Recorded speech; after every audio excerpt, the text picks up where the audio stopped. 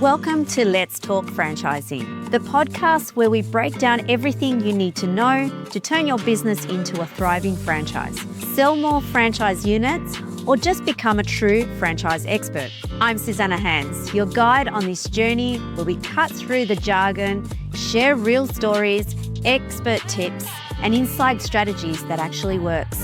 Whether you're dreaming about franchising your business, stuck struggling to sell franchises, or simply hungry to learn the secrets of franchise success, you're in the right place. So grab your coffee, get comfortable, and let's dive into today's episode. Let's talk franchising. So, hello, Ravi. Thank you so much for your time today. Welcome to my channel of Let's Talk Franchising. Bit about yourself. Introduce yourself. Tell people who you are and what you do. Thank you, Susanna, for this great opportunity. Ravi Singh is my name, and I'm a CEO and co-founder of Kickin'Inn Australia, a journey that began in 2015 from a very little idea that came about in my head at 2 o'clock in the morning, believe me or not. The idea was?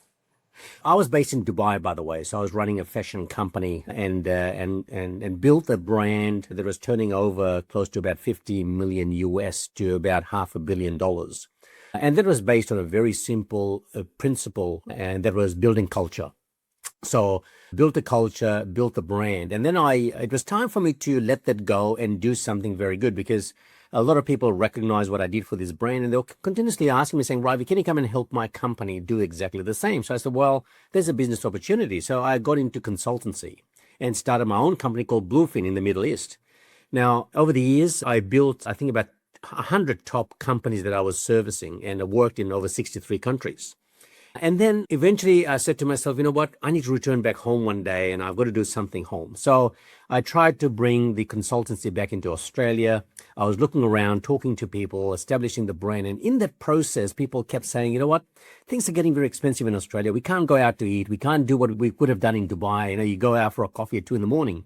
And you can't do this here. And in that conversation, Susanna, you wouldn't believe, people mentioned seafood repeatedly and said, you know what, we only go to seafood restaurants, you know, when there's a festive season, like, you know, Christmas.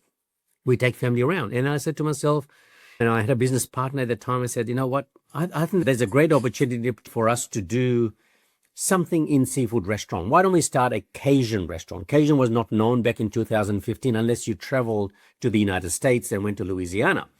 And lo and behold, I started ringing companies, Susanna. You wouldn't believe how many rejections I got. People said, nah, can't do it, can't do it, can't do it, can't. I said, bloody hell, stuff this. I'm going to do my own. I'm going to make the Cajun sauce myself. So it took us 3 years to make the Cajun sauce from 2015 to 2018. We were Cajuned out. We were eating Cajun in the morning. We were eating Cajun at lunch. We were eating Cajun at dinner. And then eventually got to a stage where I said to myself and my business partner and my wife, why don't we put a bunch of people that are whingers in Australia? I think they'll be the best people to tell me if this is going to work or not. And we invited all our friends that went to restaurants, that complained about the waitress, that complained about the branding, that complained about the food, that complained about their spouses, that complained about the kids. And I said, well, these are the best people because they've never tried Cajun. So we put them together. I cooked all the Cajun seafood. We served them. And there was one guy that I was very worried about. He's a bit of a negative influencer, and if he says something's wrong, the whole world collapses. And I saw him licking his fingers, Susanna, and I said to my partner, Sammy, this guy's crazy. He's licking his fingers, Sammy. He said, well, there you go. Penny dropped. He said, this is the best delicious seafood I've ever tasted in my whole entire life. I said, there you go. Come the following weeks, on the 17th of September 2018, we opened our first restaurant in Petersham. And when we opened the first restaurant in Petersham, it's, I don't know if you know Petersham very well, Susanna, it's a Portuguese chicken-driven market. Sure is. Every Tom, Dick, and Harry and the dog came to me and said, Ravi, you're going to fail. You will fail. You're going against Portuguese and you're going against their chicken. And we were busy for the first couple of weeks. And lo and behold, for the first 6 months of trade, Susanna, I was scratching my head. There was no customers. And we nearly went broke. I had my last $10,000. I called my wife in Dubai and I said, Vina, send me $10,000. Send me, find $10,000. Let's put it towards the rent. Let's, get a couple of staff members again. And then I started something called storytelling. I went on the street and I spoke to people how to eat seafood using your bare fingers. No gloves, no cutlery, just like what you would do at home. And I said, this is a conventional restaurant where you're basically sitting in a kitchen table and everybody's sitting around the kitchen table, but nobody's watching what you're doing. You can lick your fingers. You can have sauce pouring down your chins. You can have your clothes get dirty. You don't have to worry about it because nobody's going to care. And people say, wow, where is this place? I said, come to Petersham, Kickin'Inn. And Susanna, we worked hard. We told stories every single day, and story became part of our DNA. It became part of our culture. And every staff that I hired, we trained on storytelling, and our stores started to get busy. In the process, cutting a long story short, there was customers saying, you got to go and open a store in Canley Heights. I had never heard of what Canley Heights was. Never heard. And I lived in Sydney all my life. And then one night I drove to Canley Heights and I was absolutely gobsmacked. People at 2 o'clock in the morning sipping coffee, on Canleyville Road. And I said, geez, I never knew this place existed. And then we found a site, we opened our restaurant, and we had 17,000 people rock up. The roads are blocked. There's fire, there's ambulance, there's police, there's complaints. And the best part, 17,000 complaints because I only got 80 seats. And 17,000 people want to go in. And we couldn't serve. And in that process, there was a CEO that was lined up for 4.5 hours waiting to get in. He called me in the next morning to abuse me and said I was the worst entrepreneur and the worst business guy he's ever come across. And I said, thank you. He said, but I'm going to give you a challenge. I'm going to give you a store that I've got in Zetland. If you make that work, I'm going to give you rent-free for 12 months. I said, give it to me. I'll make it work. And that's how the journey started, Susanna. So I've actually been to your Petersham and your Canley Vale store. I haven't been to the Zetland one, but I can understand the lineups because I had to line up to get in as well, but it was fine. Like it took me a couple of, 20 minutes, if that. And you usually want to wait for a good restaurant. So anyone that complains out there, you don't need them as your customers, I say. But what made you, because you're not a franchise, right? It's not a franchise business. You corporately own every single one of them. What made you decide going down the path of corporately owning them and not franchise owning them? Well, put it this way. I come from both a corporate and a franchise business. I won't name the organization that I helped grow at this present time. And I think the franchise system in the Australian market is not developed to the level that it can be developed. Franchisees take a lot of risks. And franchisors generally, it's a royalty-based system. And I didn't want to go down the path of getting into franchise, a get-quick-rich program, because that's not how business works. I rather, build a brand. And if I am going to be franchising, I'd rather be doing it properly where I want to make sure that the franchisee is part of me, is part of our DNA.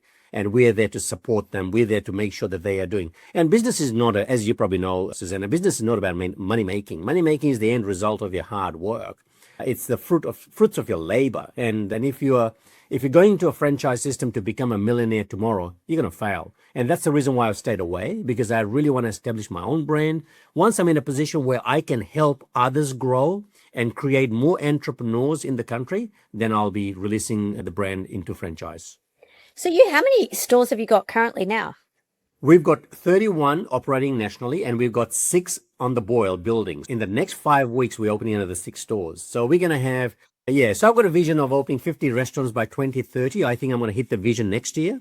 And then as a matter of fact, yesterday we had a national conference. So I've changed the vision to 100 restaurants by 2035. So tell me, you've got that many restaurants. You're doing much better than a lot of franchisors that I know that have got some food brands out there. Why not franchise? Because you've got a lot of, what do they call, people problems and cash flow, right? Is the two biggest things that keep any business or entrepreneur up at night. How do you manage that? Like, how do you guys find that part? Is it challenging, or do you find that it's easy because you manage them all?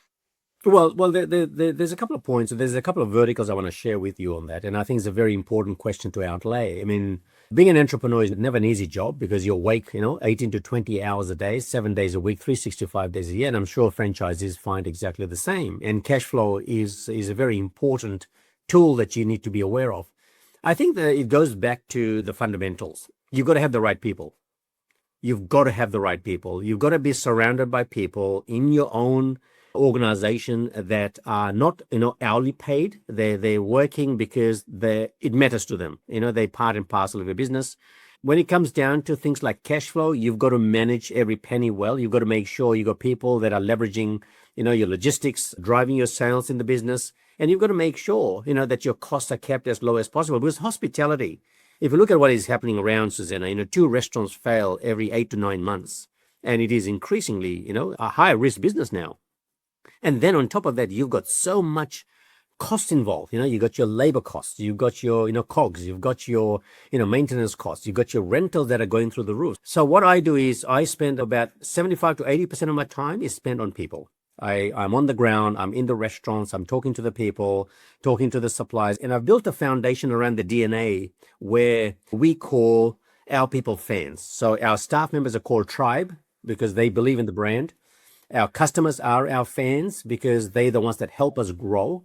And our suppliers are part of our fan group because they're the people that help me with the leveraging of the cost, bringing the quality products in. So if I can get these 3 people right, we win the business. And that's what we work on. Absolutely spot on. I love that. I love that analogy as well that you've used because it's so true, right? You got your fans that are raving fans, as I call them. That's it. If they actually do enjoy what they, and I'm one of those. I mean, I take my friends out to your stores and I'm like, you've got to try this. This is just sensational. Yeah. You mentioned that you were considering the franchising path. I guess this is really important because I work with a lot of emerging brands that are converting from a single unit or a single idea into a franchising model. What will it take you to potentially consider franchising, and what is it that you are looking for when it comes down to I think I'm ready to franchise? I think to give you a direct answer to that question, I'm going to be looking for entrepreneurs, people that want to go from where they're today in having a business model where their mindset is different from an employee mindset. Because one of the things that you see, and I think this is the reason why you see levels of failure in the Australian market, is because you've got glorified employees that become a franchisee. And I don't want to go down that path. I want people that are serious, they've got a heart in it, that really understand how the business model works. Because as I said early on, if you invest in something, you don't expect to become a millionaire tomorrow overnight. That's not how it works. You've got to put hard yards in. And hospitality is a hard business.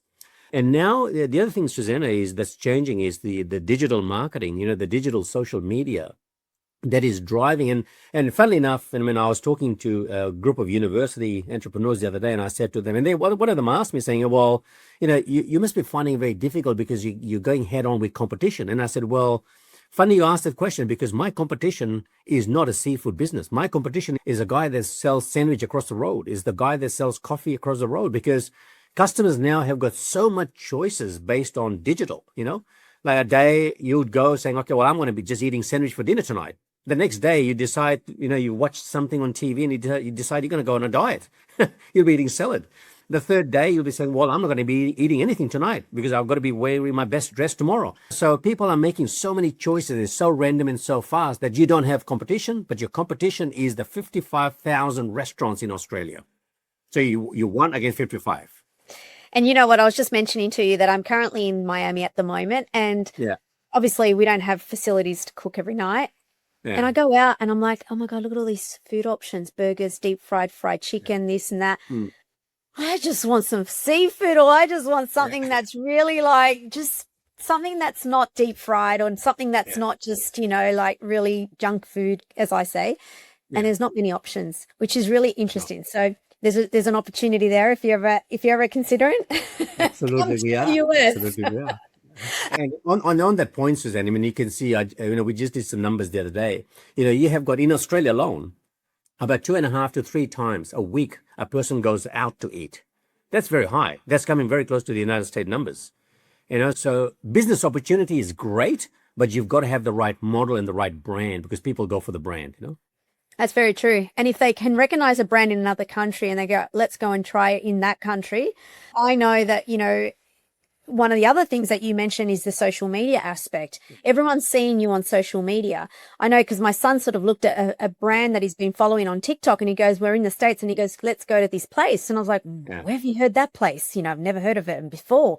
And he goes, oh, it's all over TikTok. So it's impressive how young kids are influencing their parents where to go these days. And I think that's really important to know as an owner, as a business owner for a brand. That is Well, so out there like you. absolutely, for franchising, especially. I mean, like I sit on data every single day, Susanna, and then and I can share some real data with you to help your listeners. At this present time, 46% of my customer base is under 25 years of age. Now that tells you how many people are on social media, right? And That's how very they're true. following it. At this present time, I have 110,000 birthday subscribers a year. And that's because they want to be associated with a brand where they feel they own that brand. It's just like, ladies getting attached to Louis Vuitton. They want to carry that Louis Vuitton bag. A guy that want to show a bit of status drives a Mercedes car, as an example. So I think now we're shifting from a franchise side of things. I think now we're shifting away from just a conventional normal business to businesses that have got a brand legacy behind them. And that's what customers want to see. And that's why we've got 1.5 million customers a year and close to about 2 million visitors on our website. So we've got to make sure that our company, from the foundational side, the website is right, the social media is right. I've got 5 people pumping social media every single day to keep customers, the storytelling, keep them informed what is happening in the business. And that's what people want to know. And that's a good point you raised. I mean, social media tells massive stories, and I think everyone should be on there. So how do you know when you're going to the next place? How do you know that, okay, we've got to be in this location? Is it just opportunities that come to your doorstep? Is there a theory behind it? You're very stats driven. So how does that work for you? I'm gonna share a secret with you. Love it. We ask anecdotal customers on social media, where would you like your next restaurant or Kickin'Inn restaurant to be built? And guess what? They tell They us. tell you. Yeah, And then you got the followers there, right? exactly. So when we open the store, is smack bang, customers come in because they love the product. They've known the product. They've heard from their aunties, their parents, their cousins, their brothers, their friends that, hey, there's a Kickin'Inn. And I'll give you a very good example. We just about to open Orange. Yeah, just on. That's a bizarre place, right? But Yeah, great. I know you won't Orange. believe we're about 3 weeks away from opening Orange. I've had over 100,000 hits. People saying, "Give us the date, give us the date, give us the date." So you can see the power of social media, and you can see the power of smartness. When your team is engaged and they engage the customers, that's how growth happens. Smithfield, I'm opening Smithfield next week. We've got over 200,000 hits, and I'm booked out for the first night. 350 people are coming in. Crazy. You're getting closer and closer to where I live. I love it. So this is the power of the brand, Susanna, and that's the reason why I haven't really gone down the franchise route, because I really want to make sure that the roots are really well established and we become an international brand before we go out. So I would say in anyone's right mind, having that many amount of stores, you are so ready for franchising, right? Because honestly, you've done not just one, not just two, not just three, not just 10, you've done so many more. What is it that you're waiting for? Because I know that there's a lot of people out there. I sell franchises, so I know that people are really looking for that, that buzzing brand. It's just hard to let go. It's just so much fun. It's the love. It's we've got 650 employees. They're very close to me, and I mean I know each one of them. And yeah, it's just hard to let go. And because people it's become a brand where it's automated. It's just working. The systems are working, and I work on 2 things. One is product, and the other one is systems. Once your products are established, you don't need to change them. A Big Mac is a Big Mac, and a Big Mac will be a Big Mac in the next 100 years. And I'm just using McDonald's as a very good example. Kickin'Inn mixed bag will be a mixed bag in the next 100 years. So we've done that already. Now it's the systems. Once the systems are there, you can scale as far as you can go.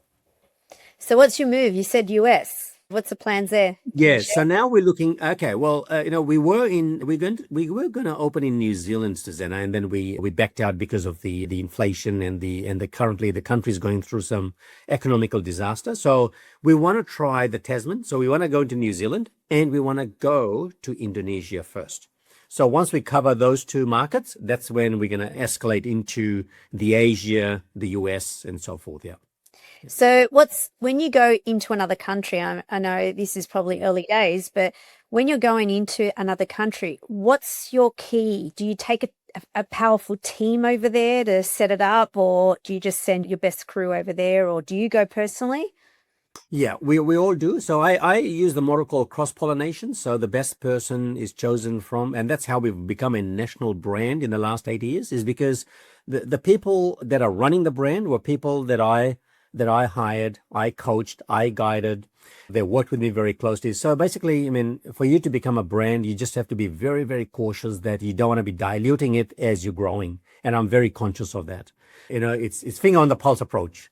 I know everything that happens in the business. Not that I need to know, it's because it's a brand that you're dealing with. And you don't want to be in a position where customers gone to one restaurant in one state and gone to another restaurant in another state and say, hey guys, this is very different. I don't want to hear that. And in saying that, we're very heavy on reviews. So we have got over 100,000 five-star Google reviews, which I read every single day. So there's certain things that I do every single day. And that's the reason why we want to hold the brand till we are very comfortable that we've got enough resources to make sure that the brand matures over time and doesn't dilute. You're like fine wine. I love it. Yes, exactly. So what about, like your goals that you have achieved, or no, I should say those goals that you are still to achieve? What do they look like, and what does that look? How are you going to do that? Well, it's a great question. So if you look at Cajun Seafood and if you look at our business model, we have, just by the nature of the beast, segregated the market. When I say segregated the market, if you look at from 80-year-old to, let's say, 65-year-old. So Kickin'Inn probably sits somewhere between a millennial, past the millennial age. The younger generations, because of the quantity of the products, they're not able to buy a seafood, where seafood is, a mixed bag is for 4 people.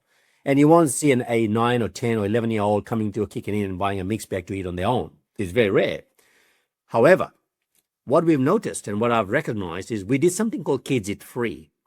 And Kids Eat Free, under the age, they can come and eat whatever they want, 7 days a week. We've got over 100,000 kids that come to our restaurant that generate a significant portion of our sales. So what I've now done is I've created a sub-brand called Kickin' Express. And Kickin' Express is going to be the QSR model that's going to be in shopping centers where they can go and buy lobster rolls, chicken rolls, Cajun rice, Cajun prawns, and it's going to be under the budget, basically on the QSR model, under $25. So that gives those customers that want to go to Kickin'Inn, but they can't because the portions are too large, they go to Kickin' Express and have a very similar or same experience at a minor level. So that's on the agenda. That is fantastic. You're going to have to get a bigger crew, 650. I think you're going to double that doing that.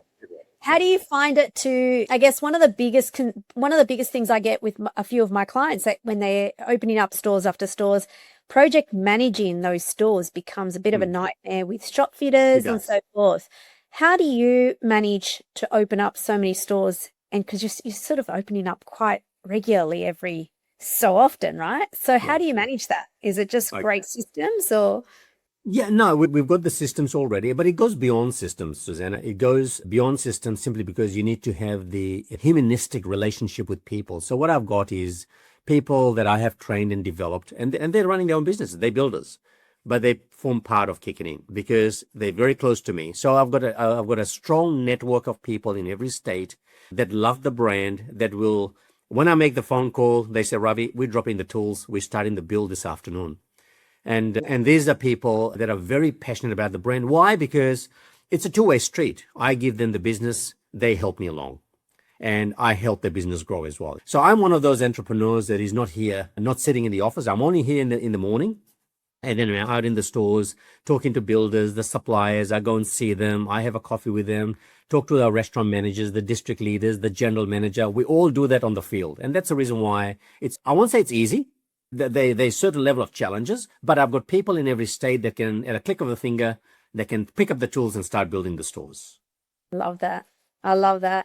It all comes down to the relationship you have with people, because you motivate them if you actually treat people the best way you can ever treat people.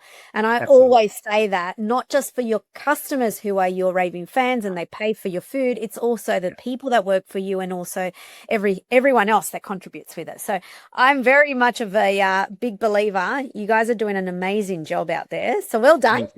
Thank you. I still want to see you in franchising. So I'm One not going day. to stop one day. But yeah, look, I think it's really important because when I look at brands and I think, okay, if it's in this country, why can't it go into another country? And when we're Mm. traveling so much like I do, I like seeing those brands that I can actually, appreciate in another country. And I will travel just to go and see you. So Yeah. I have been from Sydney, been to your Petersham one, your Canleyvale. I've also been to your Queensland ones as Oh, well. wow. There you So go. I There you look go. at everywhere I go and I'm like, we've got to go. We've got to go. There's four of us. So it always works out very well. Brilliant. No, thank you for that. Thank you for your support. Yeah. And as I said, it is hard work. It's never easy. But when you have the right people and the right systems and the structure, it works. Yeah. It definitely does work. So what's your biggest point that you can tell anyone? I mean, you've worked for other franchises before. You've worked I for have. another brand. Yeah. I'm really hesitant asking you this question, but is it that you found something in franchising that you didn't like and that's why you went down this path? Or was it because you just thought, you know what? Like you mentioned, you like to you like the control, you like to be able to create, that's all yours. Mm. What is it that you find is the difference between what you've done and why other people do it franchising? Is it the cash flow or is it what is it? I think there's a multiple reasons. One of them would be, you know, for you to become a very good franchise, and I'm sure there's a lot of franchises that are very, very good, you need to have the heart and the mind and the passion behind the brand. And I think now that the world has changed and is evolving so fast, and I mean, it's all about branding. It's all about, if I give you some examples, take McDonald's as an example. And, McDonald's is not in a hamburger business. It's in a real estate business. That's very true. Take Nike as an example. Nike does not make shoes anymore. Nike sells feelings. It's the swoosh logo that they sell, right? Take Louis Vuitton as an example. They don't make handbags anymore. Handbags is made by somebody else. They into status and class. So if I take my own brand, any person can cook seafood at home. Any person can make a hamburger at home. Any person can, grill a steak at home. In my case, it's not about seafood. It's about the experience, just like what you said, right? It's about the experience, putting those black gloves on, touching that sauce. Yeah, to be seeing the steam. Now, for you to go down the franchise, and this is where, and I'll be honest with you, this is where I'm a bit scared. If I got the franchisee on board, will they display the same level of passion and the energy and the love and everything that I do? I wake up at 2 a.m, by the way, and I mean 2 o'clock is my normal rhythm. Okay, 2 o'clock I'm up, and I read the global news. By 4 o'clock I've done all my emails. At 5:30, at 4:30 I'm at the gym. At 6 o'clock I'm in the office, sitting in the same spot here now. At 10 o'clock I'm going to leave, go to the restaurants. At 6 o'clock, I come back to the same place now and just have my global meetings, whoever I need to deal with. At 8 o'clock, I'm reading. So will the franchisee do exactly the same? Because it is a world that is very different. And the world is full of challenges. And these days, money making is a lot more harder than it was 18, 20, 30 years ago, right? Because the customer dynamics have changed, people have changed, the expectations have changed, and we're moving at a very, very fast rate. So this is the reason why, because in our line of game now, you wouldn't believe how much work is spent behind the hours, Susanna, day in, day out, talking about strategy. Like I'm changing menus and I'm changing not so much the pricing, menus, the quality, the quantity, bringing different ideas into the bowl every single day. Now I'm working on something called a customer journey. So if my customer jumps on the website, I will know where they left the cursor and what's the last thing they read. And I will know what happened after that. Did they go and book a table or did they just shut the computer and go away? I know, and then I will investigate what happened between them leaving the cursor and not booking a table. Now, this is the level. That's for what reason? What's the purpose for you knowing so much detail about your customer journey? Because my competition is 55,000 restaurants. So there's $1 to be spent and it is split 55,000 ways. I want to grab the dollar. Yeah, I love that. I love that. Right? Now, for me to grab the dollar, I can't come to work at 10 o'clock and leave at 2 o'clock in the afternoon. Okay. I've got to know what's happening in the world. I've got to know how the customers are thinking. I've got to know what is trending on social media. What are the other entrepreneurs are doing? What are the other businesses doing? What's happening on the financial review? What's happening with the interest rate? What's happening with the inflation? What's happening with pay rise? What's happening with logistics? Why is China goods gone up?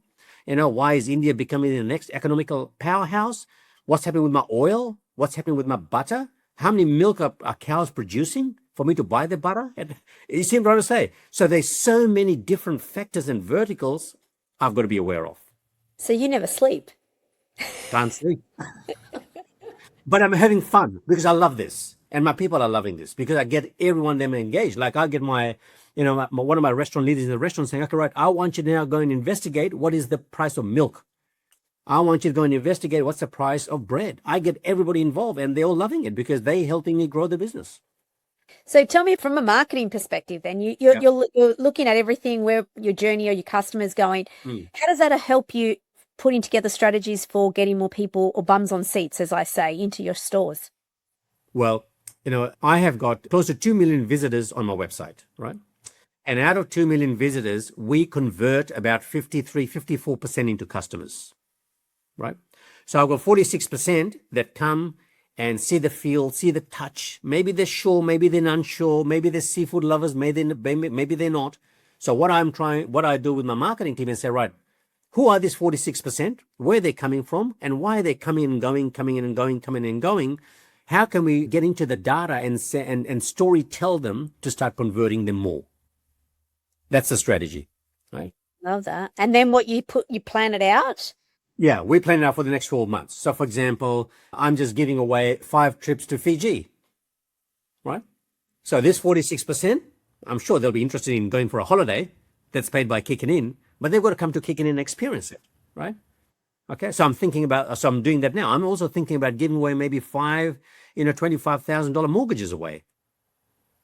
Wow, that's big. Okay, so there's cost of living crisis. People are struggling. And here's Kickin'Inn saying, you know what? There'll be 5 winners of, mortgage being paid. And that's just by purely visiting your stores, right? Yeah, on a regular basis, obviously. Yeah, visit my store, buy a meal, fill your name in, drop it in the box, and maybe you can win. You never know. So I'm thinking outside the box, Susanna, trying to get this 46%, because to me, I'm working on, second generational sales building. So I've got the children. Those kids are going to become adults one day. They're going to get married. And they're going to say, hey, my beautiful spouse, we're going to go to Kickin'Inn. I love that idea. so as you can see, have a marriage there. Let's have our marriage there. So you can see I'm not just building the sales for today. I'm building second generational sale for the business. And that's what my people engage with. Yeah.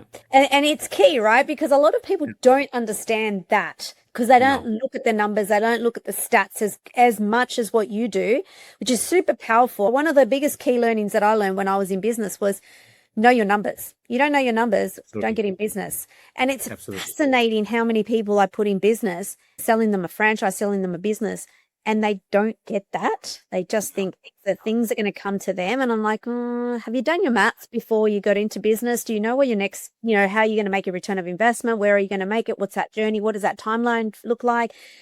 It's fascinating how many people don't do that and rely on the franchisor to give them all the answers. So I always think go vigilant with that, but know your numbers. So you've hit it on the head with absolutely. And on that point, Susanna, it's something for you to probably share to all your listeners. I do a dollar exercise. It's called a dollar exercise. So what I do, I get a set of coins make up to $1, and I give $1 to each of the restaurants. And I've got about 75 restaurant leaders that run restaurants. So I give it to each of them and I say, right, you've got all this set of coins in front of you. Now I want you to pay your COGS, which is 25 cents. Take 25 cents out of the $1. So they take 25 cents out. Now I want you to pay labor. And I'm going to charge you, another 25 cents. Take 25 cents out. They take the 25 cents away. So now they only got 50 cents left. I said, what have you not paid? So when I do that exercise with them, when they look at that 5 cents left behind or 10 cents, they say, oh, shit. We work all this hard. We bring all these sales in and we only got 10 cents. I said, yep. And I haven't paid taxes yet. Right?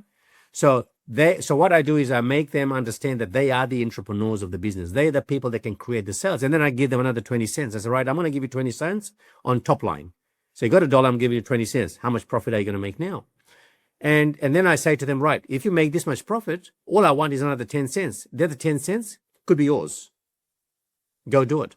So now, and when I talk to them about that, and I talk to them about the marketing in terms of what's happening with the bread price, the milk price, the petrol price, and the seller price, they understand. And they go out there, they make sure they story tell to the customer, and they bring customers, and they build the base. Love that. Absolutely. That's how growth comes. Yeah. And it's a matter of, like you say, I mean, it's powerful how you train your staff, how you get your customers in, and how you run your businesses. Absolutely sensational. It's been an Right. absolute pleasure to learn all of this from you. I think you And should get there's one more on that is, and I can, this is more from franchise, is transparency. You've got to be honest. You've got to have the heart. You've got to have the integrity. So whatever I do in the business is very, very open. People know exactly what happens in the business, right to the finite. I don't hide anything. I show the P&L to a staff member. I show to them, and I get them to read it. Yeah.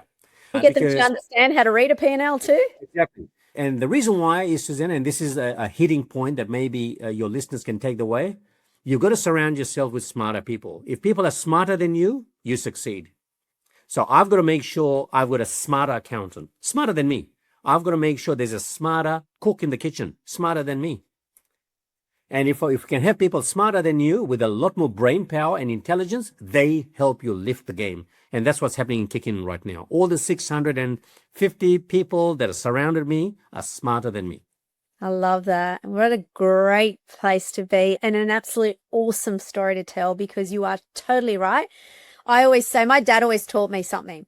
Surround yourself with positive people, you're going to have positivity. You surround yourself with negative people and you're going to have negativity. So Absolutely. I'm very, very big on the more, the smarter the people they are that you hang around with, the better knowledge you're going to absorb and be able to do. Exactly. So that's amazing. So what's your background? What is your actual background? Apart from being consultants and that, are you an accountant? No. So You just know your numbers so well. yeah, well, I come from leadership background, run businesses for a very, very long time. I helped a lot of people around the world, but I'm also an educator and a lecturer at the university. So I come from university. I'm an academic and psychologist, believe me or not, and leader. So I've done a lot of things over time, but primarily it all links to leadership. Yeah. And that's the key, right? I always say, be a good leader and you can run so many empires. Be a very crappy leader and no one wants to follow you because they can't see what goals you can't share with them the vision you've got, and you can't take them on that journey.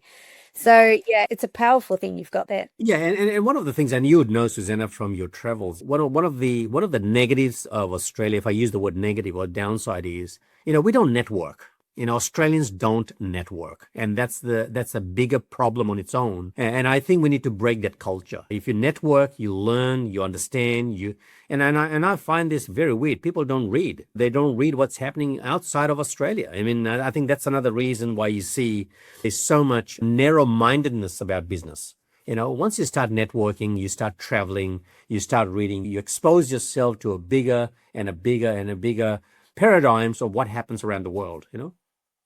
Why do you feel like people don't like networking in Australia? Because I do a lot of networking. I go to international network groups, you name it, and I think it's super powerful. But why do you think people don't feel the value of doing that in Australia?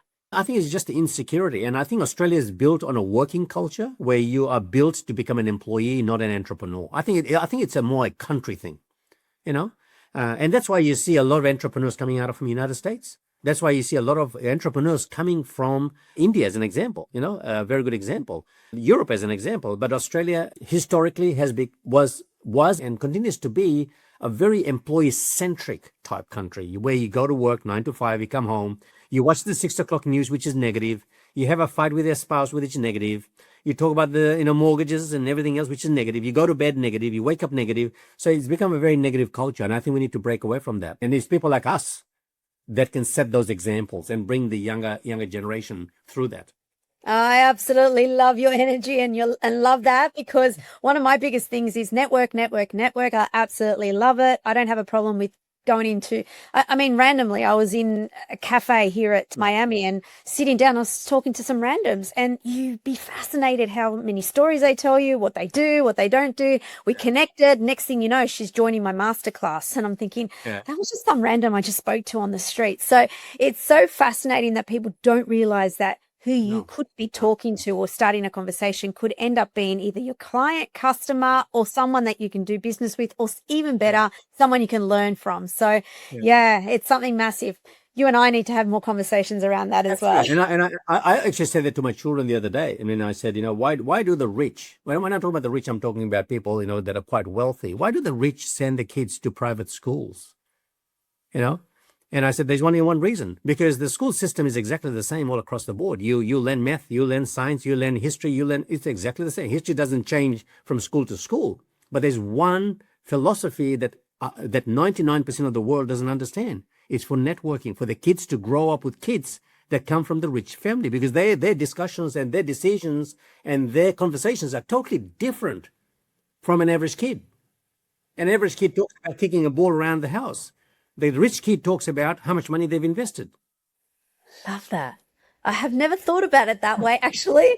That's absolutely mind-blowing, because I've got this thing about schooling, and I think my son was not having a good time at school. He was really he was getting bullied. And I pulled him out because I thought, what's the point? The kids that are there, they're just there to just muck around, not do anything. They don't want to study. They don't want to do anything, and I don't know the parents that well, but, the parents obviously have got different ways of thinking, and they're all, they're all employees, what I found anyway. I was thinking, well, what can you teach your kid to bash another kid up and not show him anything else? So I pulled him out.